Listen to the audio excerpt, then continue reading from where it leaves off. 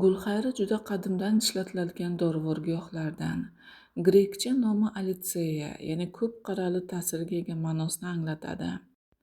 Galen gulxayrining mijozini birinchi darajada sovuq va ho'l, Ibn Sino esa bir oz issiq degan. Bu o'simlik o'sadigan joyga bog'liq. Teofrast gulxayrini sharob bilan yo'talda, suyak singanida tavsiya etgan, teridagi chipqonda yuza qo'llagan.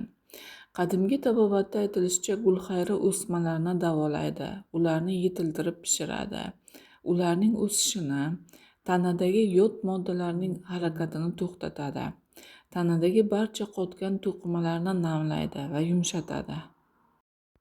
Gulxayri o'simligining ezilgan bo'tqasini g'oz yoki o'simlik yog'i bilan aralashtirib, mahalliy, ya'ni yuza qo'llanilganda plevritlar, o'pka yallig'lanishlarini davolaydi.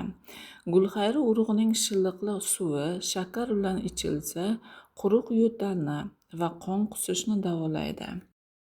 Uyg'ur xalq tabobatida gulxayri gullari yo'talga qarshi, tinchlantiruvchi, astmaga qarshi vosita sifatida qo'llaniladi.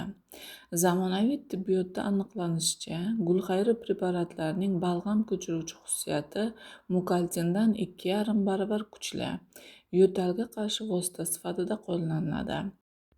Gulxayri ildizining damlamasi nafas yo'llaridagi nerv oxirlarini zararli ta'sirlardan himoyalaydi.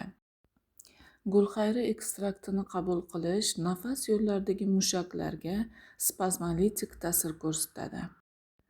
Gulxayri yangi bargining ezilgan bo'tqasini boshga surilsa, miya pardalaridagi yallig'lanishlarni, skarlatsinani davolaydi, og'riqni kamaytiradi.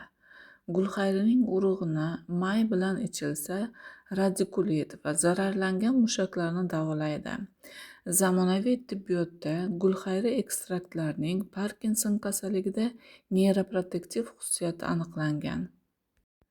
Gulxayri bargining qaynatmasi bilan bosh yuvilsa, sochni yumshoq qilib, qazg'oqlarni ketkizadi.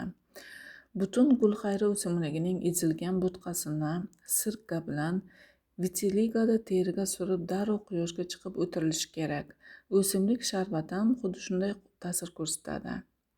Gulxayrining ezilgan urug'ini sirka bilan oq dog'larga surib, oftobda o'tiriladi. Gulxayri yangi bargining ezilgan bo'tqasini mahalliy qo'llanilganda yarani, chipqonni davolaydi, og'riq sezgisini kamaytiradi.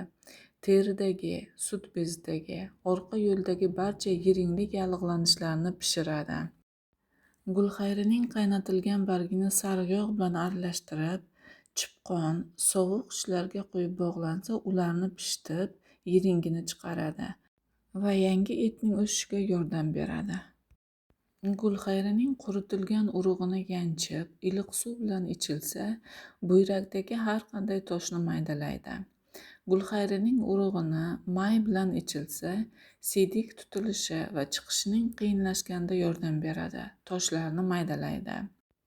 Gulxayri po'stlog'i, ildizining qaynatmasi ichilganda qovuq yallig'lanishlarini davolaydi. Bu keng qirrali o'simlikning boshqa shifobaxsh xususiyatlarini keyingi videolarda gapirib o'tamiz.